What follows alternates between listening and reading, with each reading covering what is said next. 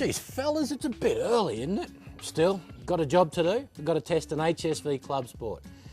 Now, straight away, I know two things. The first, you guys have already got an opinion on this car, and the second one is, my opinion ain't going to change yours one bit.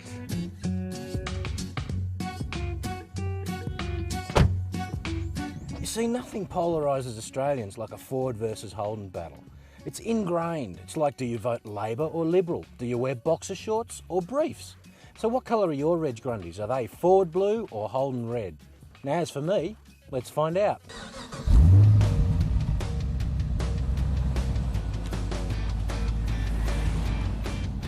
Now, on the outside, this ClubSport's wearing one HSV sexed up set of lingerie. It looks good. Big wing, body skirt all around. But underneath it all is a mechanical package as old and grubby as Grandpa's Y-fronts. It's very basic stuff. No rocket science here, but mate, like Grandpa's Y-fronts, it does the job. Now, technically, this clubby should be the fastest HSV because they all share the same 6-litre V8 engine as before with a few extra kilowatts. But this one should be the lightest because you don't get a lot of kit inside. But boy, it's very quick. Doesn't matter what speed you're doing, with the 6-speed gearbox, there's always the right revs for performance. You put your foot down, it's a belter. I mean, we're talking 5 seconds of 0 to 100. That is supercar quick only a few years ago. And the best bit about it is the engine sound and exhaust. Any Aussie with a pulse would love it.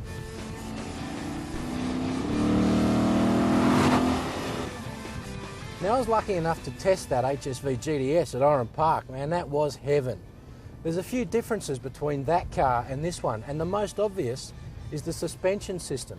Where that one had a trick magnetic ride control, this one's got a more traditional setup, which means it can't have the best of both worlds. It's got to pick sporty or smooth. And I tell you, the HSV guys have done a good job tuning a compromise. It's actually not too bad, you could live with it. Now, the other differences between this car and the GTS are purely cosmetic. You know, they haven't expended as much effort on the interior. But then you are saving 12 grand, and that's a lot of coin. In fact, it's the kind of coin you can put towards your fuel bill, because if you're going to give into your emotion with this car, it is going to suck a lot of juice. Even taking all that into account, it doesn't change my opinion. I reckon this car is the best value V8 in HSV's entire range.